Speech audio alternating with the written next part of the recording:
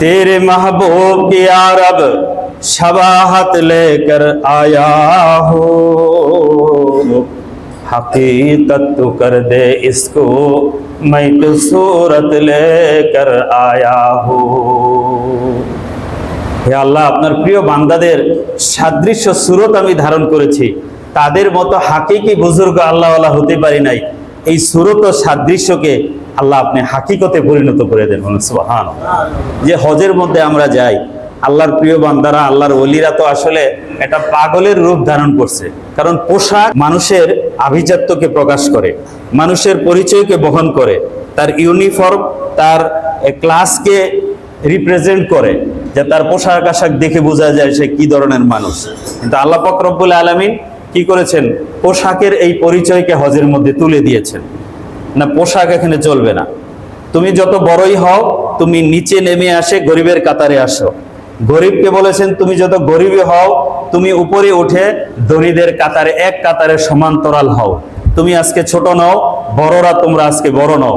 আমার সামনে একটাই পরিচয়, আমি মালিক আর তুমি গোলাম। এই মালিক আর গোলামের পরিচয় ছাড়া এখানে অন্য কোনো পরিচয় চলবে না। এজন্য ভাষার আভিজাত্যবাদ, একই ভাষা একই স্লোগান, লব্বাইক আল্লাহুম্মা লব্বাইক লব্বাইক লা শারীকা লাক লব্বাইক ইন্নাল হামদা ওয়ান নি'মাতা লাকা ওয়াল মুলক লা শারীকা লাক। সবার এক কথা, সবার এক পোশাক। এই যে একটা সাম্য, এই যে একটা মৈত্রী, আল্লাহ পাক রব্বুল আলামিন এই সাম্যের শিক্ষা হজের মধ্যে দিয়েছেন। এই জন্য হজ এমন একটা ইবাদত যার মাধ্যমে আল্লাহ পাক রব্বুল আলামিন মানুষকে একটি মেসেজ দিয়েছেন যে এখানে আমার সামনে তুমি গোলাম ছাড়া, বান্দা ছাড়া কারো ভিন্ন কোনো পরিচয় এখানে গ্রান্টেড না, ভিন্ন কোনো পরিচয় এখানে তুলে ধরা যাবে না।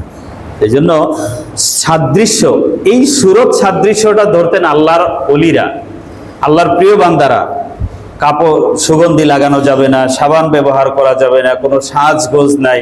একটা পাগলের বেশ, একটা উম্মাদের বেশ ধরা। কিসের পাগল?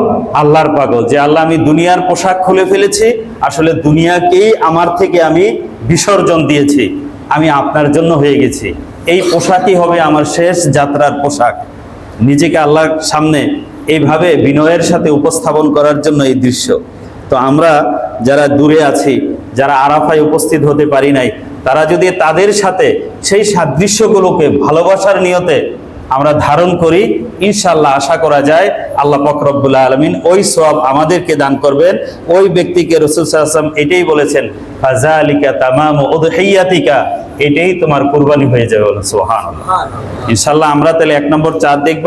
2 নম্বর কাজ, এই 10 দিনে চুল দাড়ি নখ কাটবো না, তার আগেই চুল দাড়ি নখ কেটে ফেলবো। এমনকি চেষ্টা করব বাচ্চাদেরকেও এটা করানোর জন্য।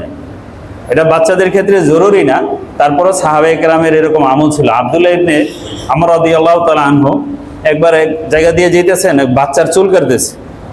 তখন উনি বললেন যে এই চুলটা যদি তুমি এই সময় না কাটতে, একটু পরে কাটতে অথবা আগে কেটে ফেলতে, এটা ভালো হতো। এই সময় না কাটলে ভালো হতো। এজন্য আমরা আমাদের বাচ্চাদেরকেও সেই সাদৃশ্যের মধ্যে নিয়ে আসতে চেষ্টা করবো। আল্লাহ তৌফিক দান করেন, বলেন আমিন। আর